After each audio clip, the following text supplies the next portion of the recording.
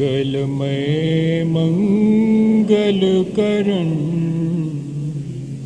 वीतराग विज्ञान नमो ताहि जाते भये अर्हंता दिमगा जो विद्यादि सागर सुधी जो विद्यादि सागर सुधी गुरु हैं हितैषी शुद्धात्म में निरत नित्य हितोपदेशी वे पाप ग्रीष्म ऋतु में जलगे सयाने पूजूं के सतत केवल ज्ञान पाने पूजूं के सतत केवल ज्ञान पाने। बोले भगवान महावीर स्वामी की, आचार्य कुंद कुंद स्वामी की, आचार्य गुरुवर विद्यासागर मुनि महाराज।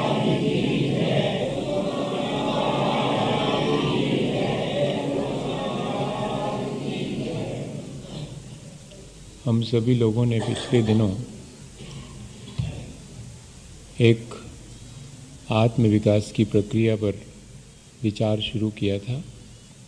घर गृहस्थी में रहकर के भी श्रावक कैसे धीरे धीरे अपने आत्मा को ऊंचाइयों तक ले जा सकता है, अपने आत्मा का विकास कर सकता है।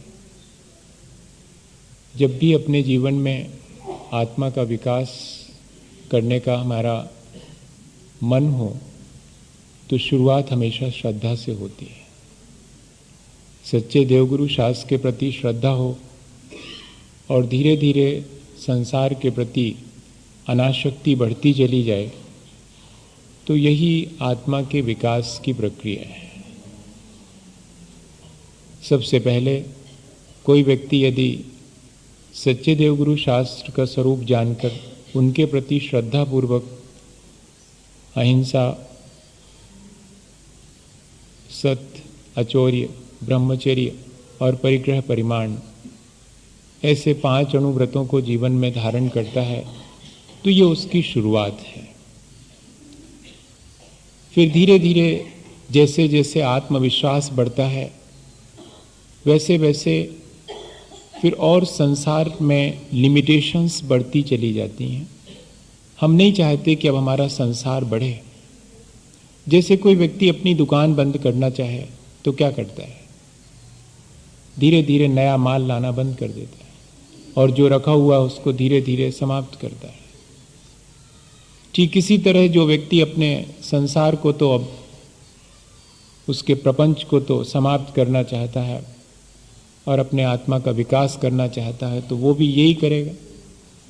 और सच्चे देवगुरु शास्त्र के प्रति श्रद्धा इसलिए ज़रूरी है क्योंकि उनके जैसा बनना है, उनके जैसा ही हमें आत्म विकास करना है। तो उन पर श्रद्धा और फिर संसार से विरक्त होने के लिए 5 अणुव्रत, ये हो गई शुरुआत। और इसके बाद फिर और चीज़ें ऐड होती चली जाती हैं। फिर अब तो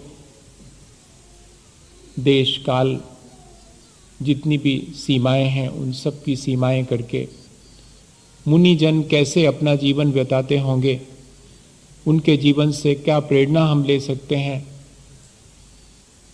तो अपने गुणों को बढ़ाने के लिए गुणव्रत और मुनि जनों के जैसे आचरण की शिक्षा लेने के लिए शिक्षा व्रत, ऐसे 7 शील व्रतों को और शामिल करके 12 व्रतों का पालन करने लगता है। ये उसकी दूसरी सीढ़ी हो जाती है। अब कहाँ तक मैं इस संसार के कामों को करता रहूं, अब थोड़ा सा अपने आत्म कल्याण के लिए अधिक समय निकालूं तो सुबह दोपहर शाम नियम पूर्वक अपने आत्मा के चिंतन करने, अपने आत्म सुख की भावना भाने के लिए 3 संध्या कालों में और पंच परमेष्ठी के प्रति अपनी श्रद्धा व्यक्त करने के लिए और सामायिक प्रतिमा धारण करता है। और जैसे जैसे अपने आत्मा की वास्तविकता मालूम पड़ती, संसार शरीर और भोगों की वास्तविकता मालूम पड़ती है, विरक्ति अपने आप घटती चली जाती है। ये तो हम बाहर की प्रक्रिया बता रहे हैं, लेकिन ये बाहर की प्रक्रिया तब आती है जब भीतर से विरक्ति बढ़ती चली जाए। अन्यथा अकेले बाहर से चीज़ों का त्याग कर दें और भीतर से आसक्ति बनी रहे, इसका नाम प्रतिमा नहीं है। भीतर की आसक्ति जैसे जैसे घटती जा रही है, बाहर का त्याग बढ़ता जा रहा है। अब अपने भोग विलास की सामग्री को भी इतना सीमित कर लिया कि महीने में 2 अष्टमी और 2 चतुर्दशी को भी प्रोषद या कि उपवास, ये हमेशा जीवन भर के लिए तय कर लिया। इतना ही नहीं, जो चीज़ें जीव राशि से युक्त हैं, सचित्त हैं, उन चीज़ों को भी अब नहीं खाऊंगा। उन चीज़ों को किसी प्रक्रिया से अगर संभव हो सकेगा तो निर्जीव बना करके, अचित्त बना करके ही मैं अपने भोजन में शामिल करूंगा। इससे क्या होता है, अपनी जो लोलुपता है वो अपने आप धीरे धीरे घटती है। अभी तो मैंने स्वयं रात में भोजन छोड़ा था, अब ठीक है, बच्चों पर जिम्मेदारी सौंप दी है, अब वे जाने आगे का, इसलिए मैं अब स्वयं न रात में खाऊंगा न किसी और को खिलाऊंगा, और कोई खाएगा तो उसे अनुमति भी नहीं दूंगा। एक स्टेप और ऊपर बढ़ गए। ये एक एक डिग्री, जैसे जैसे हमारे भीतर विरक्ति बढ़ती चली जाती है वैसे वैसे बढ़ती चली जाती, आत्मसंतोष बढ़ता जा रहा है, इसलिए विरक्ति घटित हो रही है। असंतुष्ट व्यक्ति विरक्त नहीं हो सकता, ये ध्यान रखना। आत्मसंतोष बढ़ता चला जा रहा है, इसलिए विरक्ति बढ़ती चली जा रही है, और विरक्ति बढ़ती जा रही है तो त्याग बढ़ता चला जा रहा। अब अभी तक जिससे ब्याह किया था, घर गृहस्थी में है, अभी सब कुछ नहीं छूटा है, लेकिन अब धीरे धीरे डिटैच हो रहा है। चीजें पहले नहीं छोड़ी जाती भैया, चीजों से अपने को पहले छुड़ाया जाता है, फिर तो चीजें अपने आप छूट जाती। वे थोड़ी बंधी हुई हैं, अपने ही बंधे हैं उनसे। लगता जरूर है कि ये चीजें बंधी हुई हैं और ये मेरे ऊपर इतनी सारी जिम्मेदारियां हैं। वही वाला उदाहरण है जैसे कि बाबा जी से पूछा था कि बाबा जी हम तो छोड़ो चाह रहे हैं, ये चीजें नहीं छूट रही। तो दूसरे दिन उन्होंने क्या किया था, कहने आना हम बताएंगे, और दूसरे दिन खम्मा से पकड़े और खड़े हुए थे तो, और चिल्ला रहे थे कि ये खम्मा मुझे पकड़े हुए हो, छोड़ नहीं रहा। तो वो जब आया व्यक्ति, उसने कहा बाबा जी आप तो इतने समझदार हैं और आप ऐसा कर रहे, ये खम्मा आपको पकड़े हैं कि आप पकड़े उसको? कहने लगे यही तो हमें तुम्हें समझाना था कि घर गृहस्थी पकड़े हैं कि तुम पकड़े उसको। दूसरे का जल्दी समझ में आता, अपना नहीं दिखता। तो इतनी जल्दी समझ में आ गई थी कि हम ही बंधे हुए हैं। हमें लगता है कि चीजें हमें बांधे हुए हैं, नहीं, धीरे धीरे हम अपने को मुक्त करते चले जा रहे हैं। सारे दायित्व से मुक्त होना है। अब तो विवाह इत्यादि का दायित्व भी नहीं रहा, और जिससे ब्याह किया था उसके प्रति भी अब मन में और निर्मलता का भाव आ गया है। अब आगे और धन संचय करने के लिए कोई प्रक्रिया करने का मन नहीं है। 8वां स्टेप चढ़ गए हैं। नए धन संचय की कोई प्रक्रिया नहीं करूंगा। 80 मसी कृषि विद्या शिल्प वाणिज्य कोई कार्य नहीं, अब नया धन संचय करने की आवश्यकता नहीं है। संसार बढ़ाना नहीं है, अब मुझे घटाना है। और जो रख रखा है वो भी अपने बच्चों के जिम्मे, या कि योग पात्र को दे करके परिग्रह से मुक्त हो गए। पर थोड़ा सा अभी मन में भाव रहता था कि ये सब हमने बनाया है, घर हमने बनाया, संपत्ति हमने जोड़ी है, इसका उपयोग ठीक ढंग से करे कोई। और बच्चे जब उनको दे दी है तो वो ठीक ढंग से उपयोग करने लगते हैं, और कहीं चूक जाते हैं तो बताने का मन हो जाता है कि देखो हमने इतनी मेहनत से कमाई, तुम बर्बाद नहीं करो, अच्छे से करो और ऐसे कमाओ। ऐसा कहने का मन हो जाता था, अब वो भी नहीं। अब अनुमति भी नहीं देना, बने तो बने, बिगाड़ो तो बिगाड़ो, जैसा करना हो वैसा करो। हम तो अपने निष्प्रय होकर के घर में हैं, फिर भी इतने डिटैच, बहुत आश्चर्य लगता है। अभी तक तो मैंने ऐसा बहुत कम देखा है कि कोई घर में हो और 10वीं प्रतिमा का पालन करना हो। बहुत कठिन है।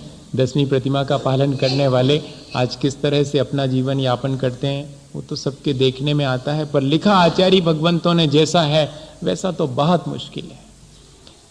अंतरंग में कैसे परिणाम हो जाते होंगे, कितनी निष्प्रहता आ जाती होगी, संसार में क्या चल रहा है क्या नहीं चल रहा है कोई मतलब नहीं है अपने आत्म कल्याण में। एक्चुअली एक सैचुरेशन की प्रक्रिया होती होगी, शायद कोई बहुत सैचुरेटेड हो जाता होगा, बहुत संतुष्ट हो जाता होगा, तब ये प्रक्रिया घटित होती है। ग्रह तो मुनिवन मित्वा गुरूप कंठे व्रतानि परिग्रह्य वैक्षासनस तपश्चन उत्कृष्ट चेल खंड धरा। और जिस दिन इतना कोई सैचुरेटेड हो जाता होगा, घर गृहस्थी में रहते हुए भी संतुष्ट है, अब मुझे किसी चीज़ से कोई आसक्ति नहीं रही, जैसा चलना हो चलने दें, अपना कल्याण मुझे करना है, इसलिए अब मुझे किसी के कार्य में कोई डायरेक्शन देने की आवश्यकता नहीं, कोई इंटरफेरेंस की आवश्यकता नहीं है, ऐसा उसके मन में आ गया। तो एक दिन धीरे से बच्चों को प्रणाम किया, जीवन साथी ने अगर मन बना लिया तो साथ में हो गई, नहीं तो उसको भी प्रणाम किया कि बस ग्रह तो मुनिवन मित्वा, अब घर से मुनियों के वन में, अर्थात जहाँ मुनिजन रुकते हैं वहाँ जाकर के व्रतानि परिग्रह्य, अब 11वीं प्रतिमा के व्रत धारण कर लेता है। और चेलोपश्रष्ट, सिर्फ चेल खंड धरा, मात्र अखंड, खंड धरा मतलब चादर का एक टुकड़ा, और वो भी अखंड। पूजा सामग्री में, पूजा के दौरान भी, आहार इत्यादि के दौरान भी, जो भी धार्मिक अनुष्ठान करते हैं उन सब में भी अखंड वस्त्र लिखा हुआ है। अखंड के मायने सिला हुआ नहीं है, ना उसमें कोई जोड़ इत्यादि है। ऐसे एकमात्र अखंड वस्त्र को और धारण कर लेता है, बाकी ग्रह का भी त्याग कर देता है। ये इतना श्रावक अपने जीवन को घर गृहस्थी में रह करके ऊंचा उठा सकता है। अभी मुनि नहीं बने हैं और इतनी निष्प्रहता आ गई है, सोचिएगा ऐसा संभव है क्या? है संभव। असल में 3 तरह का असंतोष है, और असंतुष्ट व्यक्ति संसार में कभी धार्मिक नहीं हो सकता, ये ध्यान रखना। असंतोष एक तो पारिवारिक है, एक सामाजिक असंतोष है, एक आध्यात्मिक असंतोष भी है। आध्यात्मिक असंतोष जिसको है वो तो धर्मात्मा ही कहलाएगा, लेकिन वो जो 2 तरह का असंतोष है, पारिवारिक और सामाजिक, वो व्यक्ति धार्मिक नहीं हो सकता। पारिवारिक असंतोष के कई कारण होते हैं। आर्थिक तंगी है तो परिवार से असंतोष है, सुख सुविधा के साधनों का अभाव है तो परिवार में असंतोष है, आपस में एक दूसरे की ट्यूनिंग नहीं बनती है तो असंतोष है, घर में ऐसे लोग इकट्ठे हो गए जो आपस में ही झगड़ालू हैं तो असंतोष है। और पूरी जिंदगी ऐसे व्यक्ति की इस असंतोष को दूर करने और सुख सुविधा के साधनों की पूर्ति करने में गुजर जाता है, ऐसा व्यक्ति धार्मिक नहीं हो सकता, भौतिकवादी हो सकता है। देख लो आप, जो प्राप्त है उसमें अपना जीवन यापन करना बिल्कुल अलग बात है, और जो प्राप्त है उससे भी अधिक मुझे प्राप्त हो सांसारिक, अगर ऐसा, और अपन देखें गौर से कि हर व्यक्ति चाहे वो धर्म की क्रियाएं भी क्यों ना करता हो, अपने परिवार में असंतुष्ट है, अपने जीवन से असंतुष्ट है, और ऐसा व्यक्ति इसीलिए भौतिकवादी होता है, धार्मिक नहीं हो सकता। और भौतिकवादी व्यक्ति अगर धर्म की क्रियाएं भी दोहरा लेवे तो उन धर्म की क्रियाओं से भी अपना संसार ही बढ़ाएगा, और आज वर्तमान में अपन देख रहे हैं इस चीज को। उसका कारण यही है कि जब तक आप पारिवारिक रूप से संतुष्ट नहीं होंगे तब तक आप धार्मिक नहीं हो सकते। धार्मिक क्रियाएं कर सकते हैं, लेकिन धार्मिक होना और धार्मिक क्रियाएं दोहराना दोनों में बहुत फर्क है। धार्मिक एटीट्यूड तो वो है जब हम सैचुरेटेड हैं, जो प्राप्त है ठीक है, मैं उतने में ही काम चला लूंगा, मुझे कोई अभाव नहीं है, ना आर्थिक रूप से अभाव है ना और कोई मुझे अभाव है। और सामाजिक असंतोष जिसको होता है, सामाजिक रूप से जो असंतुष्ट होते हैं वे समाज में फैली हुई कुरीतियों से असंतुष्ट हैं, वे समाज में धन की, संपत्ति की व्यवस्था से असंतुष्ट हैं। ऐसे व्यक्ति धार्मिक नहीं हो सकते, समाज सुधारक और सामाजिक क्रांतिकारी तो हो सकते हैं, धार्मिक नहीं हो सकते। देख लो आप, समाज के सुधारने वाले, सामाजिक क्रांति लाने वाले, ये सामाजिक क्रांति और सामाजिक सुधार के सुधारक तो हो सकते, धार्मिक नहीं हो सकते। जो समाज से असंतुष्ट हैं, अपनी ही जिनके बीच रहते हैं उससे असंतुष्ट हैं। अरे इसमें इस समाज में कैसी कैसी कुरीतियाँ फैली हैं, अरे पंचकल्याणक होते रहते हैं, अरे फलाना होता रहता, पैसा खराब होता, उसमें अच्छी चीज़ में लगना चाहिए, इसी में लगे। ऐसे लोग हैं और वे समाज के सुधारने में बहुत लगे रहते। वे धार्मिक नहीं हो सकते, समाज सुधारक हो सकते। वे कभी इन प्रतिमाओं को या कि अपने आत्म विकास की प्रक्रिया में शामिल नहीं हो सकते। दुनिया भर को सुधारने वाला अपने को बहुत कठिन है। अपने को सुधार ले तो दुनिया को सुधार सकता है। प्रक्रिया ये है, जो दुनिया के सुधारने में लगा है वो अपना सुधार बहुत मुश्किल। अपना सुधार करने वाला तो सबको सुधार सकता है। क्यों? गांधी जी से जब पूछा जाता था कि आपकी फिलॉसफी क्या है, तो वो कहते थे मेरा जीवन ही मेरा दर्शन है। मेरे जीवन से देखो, कुछ अच्छा लगे तो फॉलो करो, बस। तो जिस व्यक्ति का जीवन फॉलो करने लायक होगा उसी को ना लोग फॉलो करेंगे। हम अपने जीवन को ऐसा बनाएं जिससे कि दूसरे को संदेश मिले। वो तब बनेगा जब हम पूरी तरह से संतुष्ट हों। आध्यात्मिक असंतोष भी एक असंतोष है। मैं इस संसार के जन्म मरण से असंतुष्ट हूं। ऐसा जीवन मुझे नहीं चाहिए जिसमें कि मुझे जन्म मरण की पीड़ा भोगनी पड़े। मैं अपनी अज्ञानता से असंतुष्ट हूं। मैं अपनी संसार में आसक्ति से बहुत असंतुष्ट हूं। मैं अपने ऐसे जीवन से असंतुष्ट हूं जिसमें मुझे अज्ञानता है संसार के प्रति, जिसमें मुझे आत्म कल्याण की लगन ही नहीं है। ऐसा जीवन मुझे नहीं चाहिए। ऐसा असंतोष व्यक्ति को आध्यात्मिक विकास की तरफ ले जा सकता है। सबसे पहला उपदेश मुनि दीक्षा के बाद आचार्य महाराज को हमारे आचार्य, उनके गुरुजी आचार्य ज्ञान सागर जी ने क्या दिया था? यही उपदेश दिया था कि सुनो, एक गृहस्थ हमेशा भौतिक उपलब्धियों के मामले में अपने से नीचे वाले को देख करके संतुष्ट रहे कि अपने पास तो फिर भी बहुत है, उसके पास तो कुछ नहीं है। अपने से ऊंचे वाले को ना देखे, वरना असंतोष रहेगा घर गृहस्थी में। अपने से ज्यादा भौतिक सुख सुविधा को देखने पर अपने पास सारी सुविधाएं होने के बाद भी असंतोष बना रहेगा, और वो असंतोष धार्मिक नहीं होने देगा। आपको सिर्फ अपनी सुख सुविधाओं की पूर्ति में लगाए रखेगा। पूरा जीवन सुख सुविधा की पूर्ति में निकल जाएगा। अपनी, बच्चों की, परिवार की, सबकी। सुबह से दौड़ शुरू होती, शाम तक चलती, काय के लिए? सबकी सुख सुविधा जुटा सकें। और कुछ होता है क्या?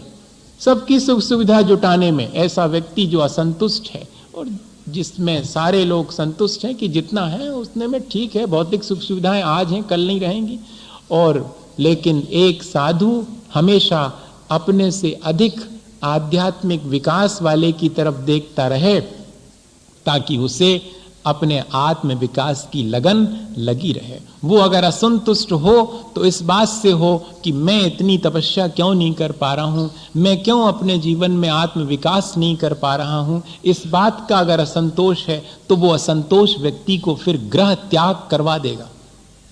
वास्तव में जो इस तरह ग्रह त्याग करते हैं अपने आत्म विकास के लिए, संसार से बिल्कुल सैचुरेटेड है, संसार से कोई असंतोष नहीं है, ना पारिवारिक है ना सामाजिक है। ऐसे लोग भी ग्रह त्याग कर देते हैं जिनको कि घर में कोई असुविधा होती है। ऐसे लोग भी ग्रह त्याग कर सकते हैं जिनको समाज में सम्मान नहीं मिला, अब मिलेगा, आराम से सब पूजेंगे। हाँ, व्रत नियम ले लो, व्रत नियम लेने से अपन को खूब पूजा जाएगा। उसने देखा कि व्रत नियम लेने से बहुत पूजा होती है, सब हाथ पे लिए रहते, और वैसे तो समाज में कोई नहीं पूछता, बन जाओ। ऐसा ग्रह त्याग करने के लिए नहीं कह रहे हैं। ग्रह तो मुनिवन मित्वा। जब आप संसार में परिवार से संतुष्ट हैं, समाज से भी संतुष्ट हैं, कोई असंतोष नहीं रहा शेष, सब देख लिया संसार, उसकी वास्तविकता जान ली, तब कह रहे हैं कि अब जाकर के मुनियों के चरणों में इस ग्रह का परित्याग करो। वास्तव में जो लोग ग्रह परित्याग करते हैं वो ग्रह का परित्याग नहीं करते। ये ईंट चूने का घर जिसको हमने मान लिया है ये हमारा है क्या? वास्तव में तो ग्रह त्याग करने वाला अपने वास्तविक घर की खोज के लिए निकलता है। ग्रह छोड़ता नहीं है, घर की खोज के लिए निकलता। अगर ऐसा अपन ले लें तो ज्यादा एग्जैक्ट अर्थ होगा। किसी व्यक्ति के पास कंकर पत्थर जिनको उसने आज तक हीरे जवाहरात मान लिया था और जोड़ के रखे हुए था, और जिस दिन मालूम पड़ जाए कि ये तो कंकर पत्थर हैं और उस दिन हीरे की खोज में निकल जाए, तो क्या कहेंगे आप उसको मानेंगे क्या? ग्रह त्यागी मानेंगे? ग्रह त्यागी नहीं, वो तो वास्तविकता खोजने के लिए निकला है। अभी तक जिसको घर मान रहे थे वो घर नहीं है, ये मालूम पड़ गया। ये तो ईंट चूने से बना हुआ मकान है। ये घर होता तो मुझे यहां से बाहर क्यों निकलना पड़ता? मेरे पहले इसी घर में मेरे पिता रहे और एक दिन वे भी चले गए। मेरे बाद मेरे बच्चे रहेंगे। अरे ये घर थोड़ी है, घर होता तो मुझे बाहर कहाँ निकलना पड़ता, किसी को नहीं निकलना पड़ता। ये तो धर्मशाला है, ये तो सराय जैसा लगता है कि पहले पिताजी आए थे, अब मैं रह रहा हूं, उसके बाद मेरे बेटे आएंगे, मैं इसको घर मान रहा हूं। ऐसा मन के भीतर भाव आना शुरू हो जाएगा, तब घर ग्रह परित्याग जिसको कहते हैं वो आसानी से घटित होगा। अपने घर की खोज में निकलने वाले को अपन ग्रह त्यागी कहते हैं। हम तो कबहू न निज घर आए। निज घर कौन सा है जहां से एक बार प्रवेश करने के बाद फिर बाहर ना निकलना पड़े? सिद्धत्व की प्राप्ति ही अपना घर है। उसकी प्राप्ति के लिए घर ये छोटा मोटा जिसको मान रखा था वो छोड़ दिया। या दूसरा अर्थ अगर अपन ले लेवें तो एक घर क्या, अब तो वसुधैव कुटुंबकम उदार चरिता नाम, जिनका उदार चरित्र हो जाता है उनके लिए अपना घर ही घर नहीं रहता। अब तो उनके लिए सारा वसुधा, सारा संसार ही घर हो जाता है। वे जहाँ चाहें वहाँ पर आसानी से चले जाते हैं। यह प्रक्रिया ही वास्तव में संसार से पार होने की प्रक्रिया है। जो किसी पूरे संसार से पार होना चाहता है वो इस संसार के बीच और धीरे धीरे किसी एक के प्रति आसक्ति न रख करके और फिर प्राणी मात्र के प्रति अपने मन में अगर करुणा का भाव रखता है तब वही व्यक्ति घर का त्याग करके और अपने जीवन को ऊंचा उठा सकता है। इसलिए ये चीज लिखी हुई है कि अब घर गृहस्थी में रहकर सैचुरेटेड हैं, बहुत संतुष्ट हैं, अब छोड़ दो। असंतुष्ट व्यक्ति अगर घर छोड़ेगा तो बाहर जाकर के घर बना लेगा। वे चीजें उसे चाहिए जो उसने घर में नहीं पा पाई। ये ध्यान रखना, देख रहा हूं बहुत गौर से 22-25 वर्ष से। वे चीजें जो घर में प्राप्त नहीं हो पाई, जिन का असंतोष था, वे चीजें जो समाज में प्राप्त नहीं हो पाई, वे सब पाने की आकांक्षा मन के भीतर बनी रह जाती है। इसलिए शायद आचार्य भगवंतों ने बहुत सावधानी से ये चीज रखी कि क्रमिक विकास होता जाए आत्मा का और अपने निज घर की सुध आ जावे तो शायद हम अपने इस घर को छोड़ने में बहुत। और देखो, घर छोड़ने वाले को पलायनवादी मत मानना, दायित्व विहीन मत मानना। सबसे बड़ा दायित्व है अपने आत्मा के कल्याण का। घर गृहस्थी का दायित्व जब अपनाया था सो उसे पूरा कर दिया। बच्चों को जिम्मेदारी सौंप करके घर का दायित्व पूरा हो गया। समाज के लिए जो कुछ किया जा सकता था सामाजिक दायित्व पूरा कर लिया। इनसे बड़ा दायित्व है अपने आत्म कल्याण का। आत्म कल्याण के दायित्व के लिए अगर हमें देश, समाज और परिवार के दायित्व को भी छोड़ना पड़े तो उसको पलायन नहीं कहेंगे। सामान्य रूप से लोग यही कहते हैं कि अरे क्या कर रहे हैं, अपना कुछ संसार के लिए सेवा एवा करते लोगों की तो ज़्यादा अच्छा रहता। बस इन्हीं की सेवा और करना पड़ती है, ना कुछ कमाते हैं ना कुछ करते हैं, बस आराम से जो है समाज पर डिपेंड रहते हैं। ऐसा कहने में ऐसा मन में आ सकता है, ऐसा लग सकता है कि एक तो दायित्व से विमुखता है, माता पिता की सेवा नहीं करी और घर छोड़ दिया, ऐसा कहने में आ सकता है। लेकिन ध्यान रखना, ये चीज़ हमें बहुत विचार करने की है। जब हम अपने आत्म कल्याण के दायित्व को पूरा नहीं कर पाए, अगर देखा जाए तो जो अपने आत्म कल्याण के दायित्व को पूरा नहीं करता वो है दायित्व से विमुख, वो है पलायनवादी। संसार के और परिवार के छोटे मोटे दायित्व पूरे करना, और कौन कर पा रहा है संसार के दायित्व पूरे करने वाला यहाँ पर कोई भी नहीं है जो कि ये कह सके कि मैंने अपने समाज का दायित्व पूरा कर दिया, मैंने अपने परिवार का दायित्व पूरा कर दिया। नहीं, अपने आत्मा के कल्याण का दायित्व अगर हम पूरा करने लगें तो अपने आप सारे दायित्व पूर्ण होना शुरू हो जाते हैं। इसलिए इस दायित्व के लिए कि मैं अपना आत्मा का कल्याण करूं, गृहस्थ अपने जीवन में इतनी ऊंचाई तक पहुंच जाता है। वास्तव में जब हमें ये मालूम पड़ जाए कि मुझे अपना घर पा लेना चाहिए। एक घटना है उसकी, एक बेटा था दीवान का, वो राजा के दरबार में काम करते थे, तो उनका बहुत मन था कि मेरा बेटा भी राजा के दरबार में ही और कोई अच्छा पद सलाहकार का प्राप्त कर लेवे, यहीं उसका जीवन कट जाएगा। और बेटे को उसने बहुत पढ़ाया और पढ़ाने के बाद एक दिन राजा के पास ले जाके खड़ा कर दिया कि ये मेरा बेटा है, इसको कुछ अपने दरबार में यहाँ काम दे दीजिएगा। राजा ने आंख उठा के भी नहीं देखा और कहा कि थोड़ा और अध्ययन कराओ, ज्ञान अर्जित कराओ। अब उसकी इतनी तो गुंजाइश नहीं थी, पर फिर भी अब राजा ने कहा है तो साल भर और पढ़ने के लिए भेज दिया। और पढ़ लिख करके जब वापस आया तो फिर राजा के पास ले गए।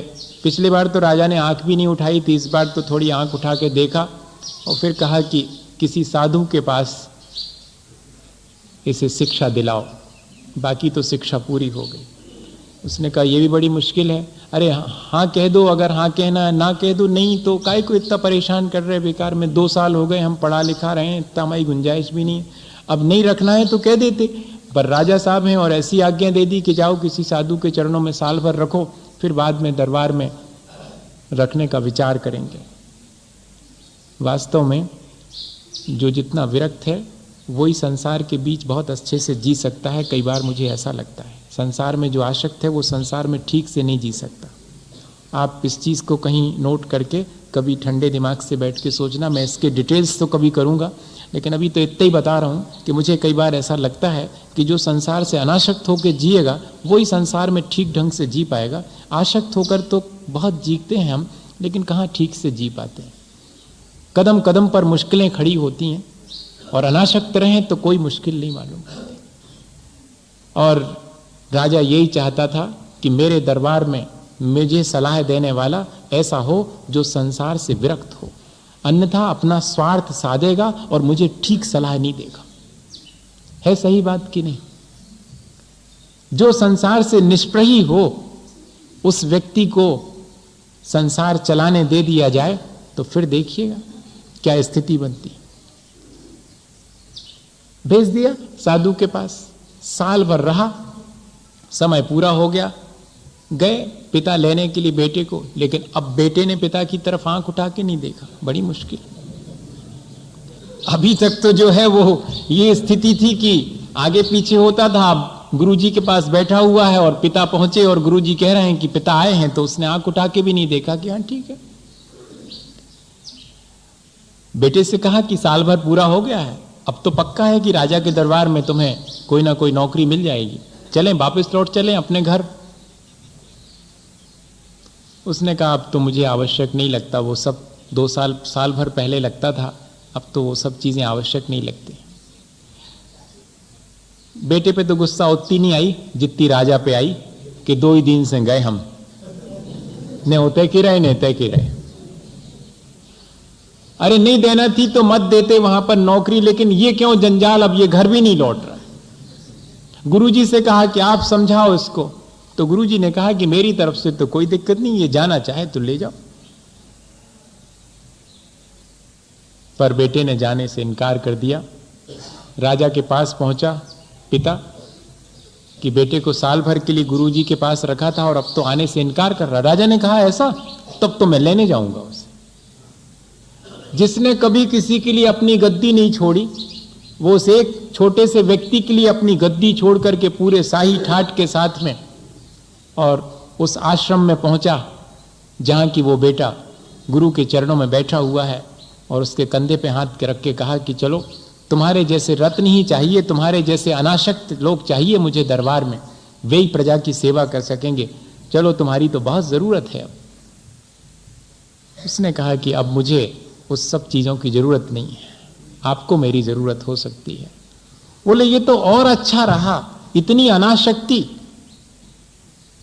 और जब बार बार फोर्स किया तो उसने एक ही बात कही कि क्या आपको सच्चा दरबार मिला है क्या? अगर आपको सच्चा दरबार मिल गया तो मेरे और गुरु के पास आने की क्या आवश्यकता थी। अब मुझे कहीं नहीं जाना, मुझे सच्चा दरबार मिल गया है, अब मुझे यहाँ से कहीं और किसी दरबार में जाने की आवश्यकता नहीं। आपको तो अपने दरबार से मेरे पास तक आना पड़ा मुझे लेने के लिए, मुझे आपके पास जाने की आवश्यकता नहीं है। मैं अपने दरबार में आ गया हूँ, मैं तो अपने घर में आ गया हूँ। क्या वास्तव में ऐसा अपने जीवन में हम घटित कर सकते हैं? कर सकते, यदि हमारे मन में इस तरह की चीज आ जावे तो वास्तविकता मालूम पड़ जावे कि हाँ, ये सारी चीजें जिनको मैं अपना मानता हूं ये काम नहीं आएंगी। काम आएगा वही जो मेरे अपने जीवन में हाथ फैलाना पड़े, जहां लोग देने के लिए आतुर हैं और इनकार है कि नहीं ऐसे नहीं लेऊंगा, मैं अपनी शर्त के मुताबिक लेऊंगा। अगर मेरी शर्त पूरी होगी तो ही लेऊंगा, श्रद्धा और प्रेम से दिया गया होगा तो ही लेऊंगा। दुनिया तो दूसरे से मांगती है और दुत्कार देने के बाद भी बार बार मांगती है। वो कहते हैं ये भिक्षा नहीं है, वो तो भीख है। भीख और भिक्षा में बहुत फर्क है। भिक्षा श्रद्धा और प्रेम पूर्वक होती है और भीख तो दुत्कार करके अत्यंत संक्लेश पूर्वक होती है। ऐसी प्रक्रिया रखी कि अब अपने पास कुछ भी नहीं रखना, कल की चिंता मत करना कि हाथ पर क्या आएगा, जो आएगा देखेंगे। कुछ भी जोड़ के नहीं रखा है, किसी से कोई कमिट भी नहीं किया है कि तुम कर देना बाकी पूरे जीवन भर मेरे लिए। हमारे पास जब दीक्षा के बाद और सारे फ्रेंड्स आए थे तब उसमें से अधिकांश ने सिर्फ यही कहा था कि और तो सब मुझे समझ में आया तुम्हारा, लेकिन बस 2 चीज़ें बहुत बड़ी हो गई जो हमारी बुद्धि से बहुत पार हो गई। अब जीवन भर एक ही बार भोजन करेंगे, पानी भी एक ही बार, और कभी भी किसी वाहन में नहीं बैठेंगे, पांव पांव चलेंगे। ये जरा मामला कुछ समझ में नहीं आया। और बाकी चीजें तो समझ में आती हैं कि हाँ कर लेंगे, कोई बात नहीं, लेकिन क्या कभी मन के अंदर ये नहीं आएगा कि वहां चले जाऊं? नहीं, जाना भी है तो पांव पांव ही जाना पड़ेगा। कभी मन के अंदर कहीं आने जाने का, उसमें लिखा गुरु की आज्ञा आवही गुरु की आज्ञा जाए, कबीरा सोई संत है आवागमन नसाए। जिसने अपने मन से अब आना जाना भी छोड़ दिया संसार में, भेजा जाएगा तो चले जाऊंगा, अब कहीं आना जाना नहीं, तो वाकई में अब उसका आना जाना आवागमन संसार भी नष्ट हो जाएगा। ऐसी है ये भिक्षाचर्या जिसमें कहीं आने जाने का विकल्प नहीं है, किसी से कोई याचना करने की आवश्यकता नहीं, कल की भी चिंता नहीं है। ऐसी तपश्चर्या करना शुरू कर देता है। अभी महाव्रत धारण नहीं किए हैं, अभी उत्तम श्रावक है, उत्कृष्ट श्रावक कहा इसके लिए। 10वीं 11वीं प्रतिमा धारण करने वाला उत्कृष्ट श्रावक है। अभी साधु नहीं हुआ है, मुनि नहीं हुआ है। और पहली से 6ठी प्रतिमा वाले को जघन्य श्रावक कहते हैं, और मध्यम श्रावक 7वीं 8वीं 9वीं प्रतिमा वाला, 10वीं और 11वीं वाला उत्कृष्ट श्रावक। श्रावक इतनी ऊंचाई तक पहुंच सकता है, इतनी निष्प्रहता हो सकती है। कैसा लगता है कि अपन कहाँ बैठे हुए हैं, कहते हैं हम तो गृहस्थ हैं महाराज, हम तो अज्ञानी हैं, ऐसे ही चलेगा। ऐसे नहीं चलेगा। अपने जीवन को भी इतना ऊंचा उठाया जा सकता है, कम से कम भावना तो भाई जा सकती। भैया इसमें क्या लगता भावना भाने में कि हम भी इस ऊंचाई को छुएं। और एक चीज़ मुझे और बता देनी है, क्योंकि विषय उसी से रिलेटेड है कि वर्तमान में भिक्षाचर्या के मायने हैं उद्दिष्ट आहार का त्याग कर देना। और उद्दिष्ट आहार का अर्थ क्या है ये कई लोगों के मन में क्लियर नहीं है। भिक्षाचर्या भी कई लोगों के मन में क्लियर नहीं है। जैन आचार्यों ने भिक्षाचर्या और उद्दिष्ट आहार के त्याग नाम की 11वीं प्रतिमा रखी है, उस पर हमें थोड़ा सा विचार कर लेना चाहिए। उद्दिष्ट कौन सा कहलाता है? जिसमें लिखा है कि साधक अपने लिए स्वयं भोजन बनाए या कि बनवाए या भोजन बनाने की अनुमति दे, वो उद्दिष्ट आहार है। जो साधक है वो स्वयं अपने लिए भोजन बनाए या कि और भी कोई चीज, भोजन तो एक उपलक्षण है, अन्य सारी चीजें भी, वसति इत्यादि भी, रहने का स्थान भी, और भी जो उपकरण उपयोग में आते हैं वे भी, अपने लिए बनवाए या स्वयं बनाए या बनाने की अनुमति दे, तब वो उद्दिष्ट है। और जो देने वाला दाता है उसके बारे में भी कैसे उद्दिष्ट होगा? यदि वो अपने लिए भोजन बनाए और कहे कि मैंने अपने लिए बनाया था, आप ले लो, ये भी उद्दिष्ट आहार है। बहुत गौर से सुनिएगा। सामान्य रूप से कई लोग ऐसा प्ररूपण करते हैं कि श्रावक अपने लिए बनाएगा और फिर मुनि को दे देगा। अपने लिए महाराज पहले पूरा सुन लेना, बहुत मुश्किल से आती हैं चीजें, एकदम नहीं आती पूरा। फिर मैं आपके क्रॉस क्वेश्चंस का जवाब दे दूंगा, सबके क्रॉस क्वेश्चंस का जवाब मेरी बुद्धि के अनुसार, जैसा मुझे आचार्य भगवंतों ने बताया, क्योंकि ये बड़ा कॉम्प्लिकेटेड, मैं ऐसे सब्जेक्ट वैसे टच भी नहीं करता, सीधी सीधी बात कहता हूँ, पर अब चूंकि सैद्धांतिक बात है इसलिए उसको टच करना जरूरी है, ताकि सबके मन में स्पष्ट हो जाए कि बात क्या है, आखिर ये उद्दिष्ट आहार क्या चीज है। जितने चौके लग रहे हैं महाराज जी के लिए तो लग रहे हैं, तो सारा दोष महाराज के मत्थे आना चाहिए। सीधा सीधा प्रश्न उठता है, सीधा सीधा प्रश्न उठता है, इसलिए उसका जवाब बहुत जरूरी है कि कैसे 11वीं प्रतिमा, अभी मुनि महाराज तो छोड़ो, 11वीं प्रतिमा धारण करने वाला भी उद्दिष्ट आहार का त्याग कर देता है। न स्वयं भोजन बनाया उसने, न उसने बनवाया है, न बनाने की अनुमति दी। हम चौका लगा ले में, तुम जानो, नहीं तुम लगा लो, ऐसा तो नहीं कहा मेरे लिए फलाना बना लेना, महाराज हमने तो आपके लिए ये चीज बनाई है, बहुत अच्छा किया। नहीं, न बनाना, न बनवाना, न बनने पर अनुमति देना, इससे मुक्त है श्रावक, इससे मुक्त है साधक। और श्रावक अपने लिए बनावे और ये कह के देवे कि हमने बनाओ तो अपने लाने हतो, अब ले महाराज, या कि किसी साधु विशेष के नामोच्चार के साथ बनावे कि यह चीज तो मैंने फलाने महाराज के लिए बनाई है पर वो नहीं आए हैं, आप ले लो, तब ये उद्दिष्ट आहार कहलाएगा। किसी पाखंडी या कि अन्य देवी देवता को चढ़ाने के निमित्त से बनाई हुई नैवेद्य इत्यादि को साधु को देना, ये उद्दिष्ट आहार है। साधु के निमित्त से तो बनाएंगे ही बनाएंगे, अतिथि संविभाग वाला तो भावना भाता है कि महाराज के लिए मैं आहार दान देऊंगा आज, इसलिए महाराज के योग जो है वही तो बनाऊंगा। मैं जब गर्म पानी श्रावक पिएगा, जब क्या गर्म पानी महाराज को पिलाएगा? वो तो गर्म पानी महाराज के लिए है। महाराज रस का परित्याग करेंगे तो सारा भोजन रस के रहित बनाना पड़ेगा। महाराज को जिस तरह का रोग होगा, जिस तरह की व्याधि होगी, उसके अनुरूप औषधि तैयार करनी पड़ेगी, तो औषधि भी उद्दिष्ट हो जाएगी, गर्म पानी भी उद्दिष्ट हो जाएगा। वो तो चौथे काल में भी था।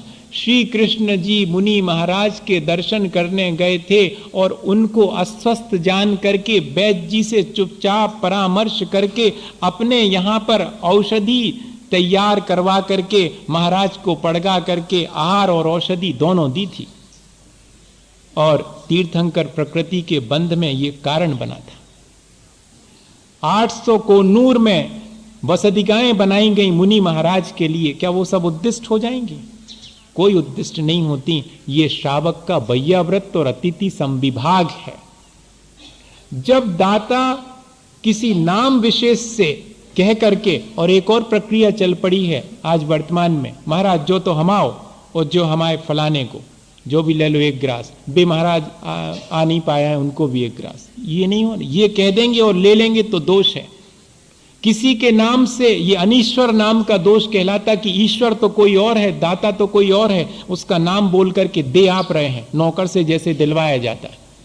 ये बहुत सावधानी की आवश्यकता। ये कहलाएगी उद्दिष्ट की प्रक्रिया। आप अपना ही दे सकते हैं, किसी दूसरे के नाम से किसी और दूसरे को कह करके देना, ये सब उद्दिष्ट आहार में शामिल होगा।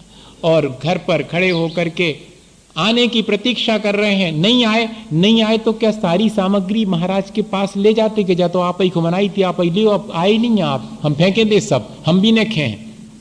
ऐसा करते हैं क्या? नहीं करते हैं। जो कुछ भी हम मुनि जनों के योग, उनके योग जो आहार है वो अतिथि संविभाग के निमित्त से, वैयावृत्ति के निमित्त से, और ऐसा करते हैं। नहीं तो फिर तो औषधि दान कभी हो ही नहीं पाएगा। जब श्रावक को सर्दी खांसी होए, जब वो ओकाली बनाए, जब महाराज को देवे। ऐसा कई लोग व्याख्या करने लगे हैं लेकिन ऐसा है नहीं। औषधि दान, आहार दान के लिए कितना बड़ा दान लिखा है 4 दानों में। उसमें लिखा कि आपने एक ग्रास क्या रखा हाथ पर, मानो रत्नत्रय दे दिया, मोक्ष मार्ग दे दिया, क्योंकि उसी के माध्यम से वे रत्नत्रय की आराधना करेंगे। ये छोटी मोटी चीज नहीं है। और इसमें दोष कब लगेगा, जब स्वयं साधक अपने लिए बनवाए या बनाने की अनुमति दे। कई बार लोग पूछते हैं तो महाराज वो वहां लगा लें क्या चौका, वो स्थान तो ठीक है कि नहीं। हम कुछ नहीं कहेंगे। अगर हम कहेंगे कि नहीं लगाओ तो दोष, हम कहेंगे कि लगाओ तो दोष। महाराज थोड़ा वहां अंधेरा रहता है, हम क्या करें, तो उजाले में लगा लो, ऐसा कह देवें, या वहां उजाला कर लो, ऐसा कह देवें, तब पूरा दोष अपने मत्थे तब आएगा। और अगर ऐसा नहीं कहें तो ठीक है, श्रावक अपने हिसाब से करता है, श्रावक भी सावधानी पूर्वक करता है, और साधु भी। ऐसी है ये भिक्षाचर्या जिसमें किसी से कोई अपेक्षा नहीं है। मुख्य बात तो ये है।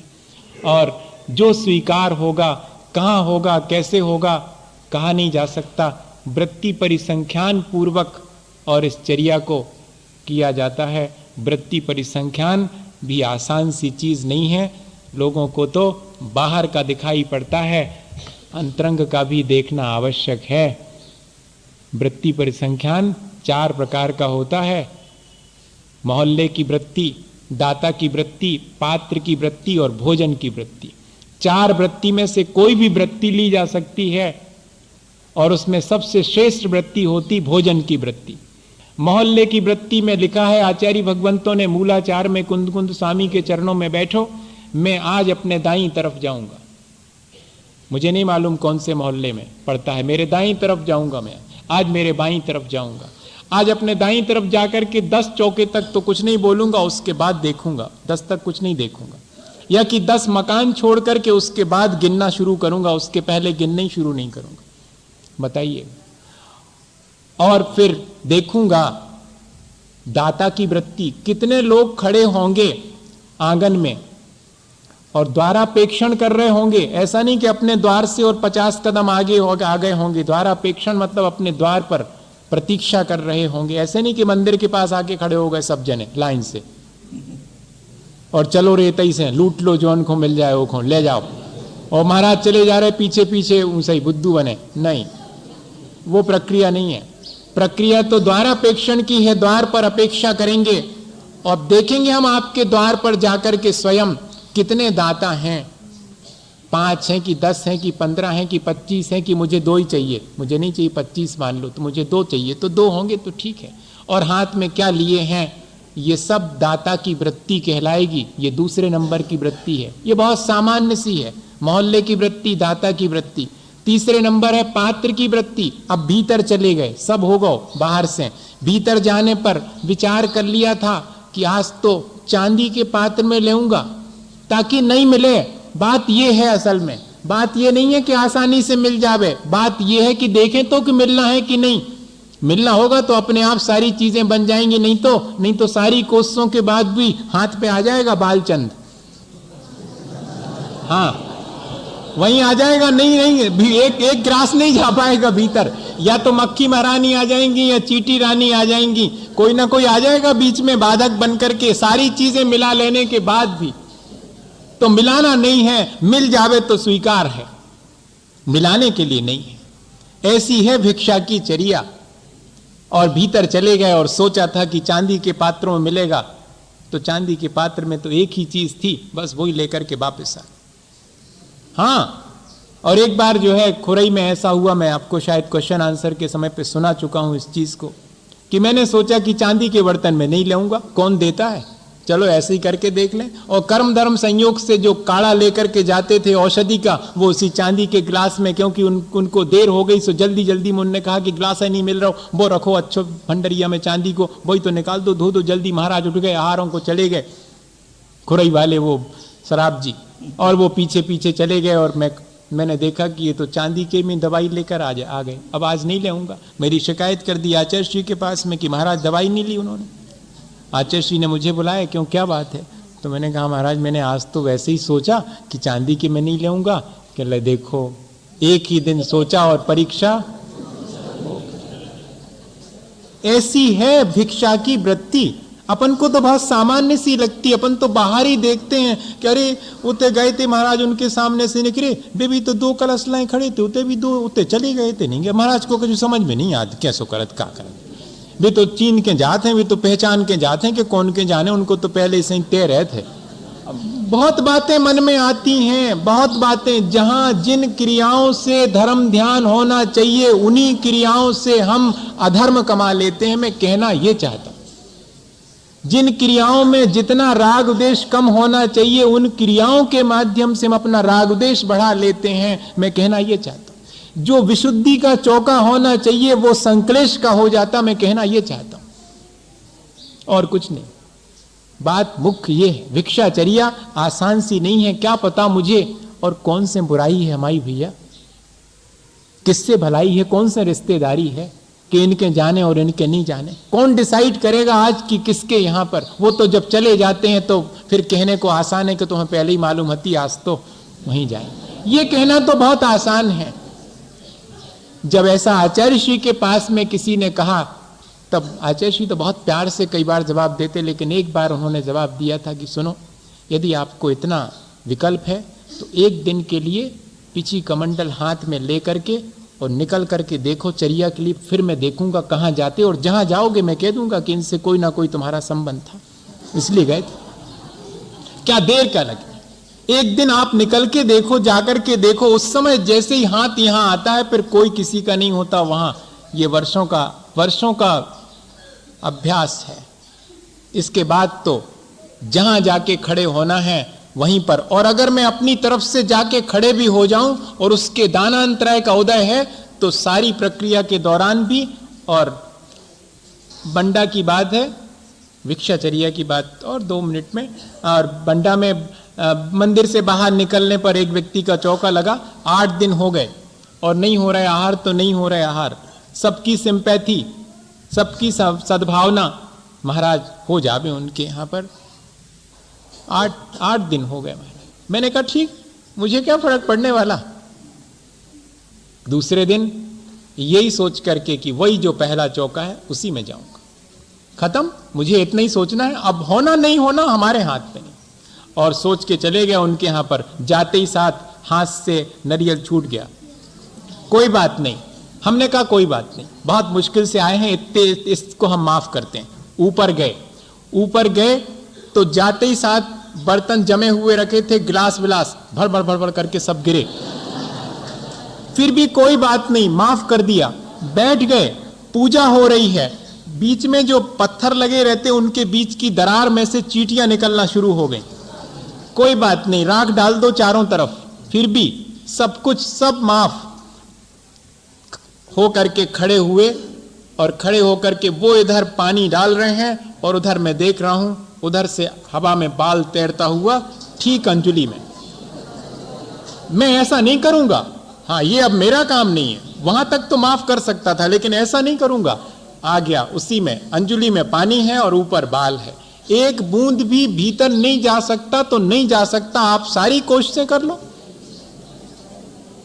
भैया। इसलिए ये प्रक्रिया अगर आप राग द्वेष करके भी करेंगे तब भी ये प्रक्रिया गड़बड़ा जाएगी। इसमें राग द्वेष ज्यादा देर तक नहीं चलेगा। ये प्रक्रिया भिक्षा की अत्यंत निष्प्रहता की प्रक्रिया है। और ऐसी भिक्षाचर्या मुनि महाराज तो ठीक हैं, उत्तम श्रावक भी करता है 11वीं प्रतिमा को धारण करने वाला।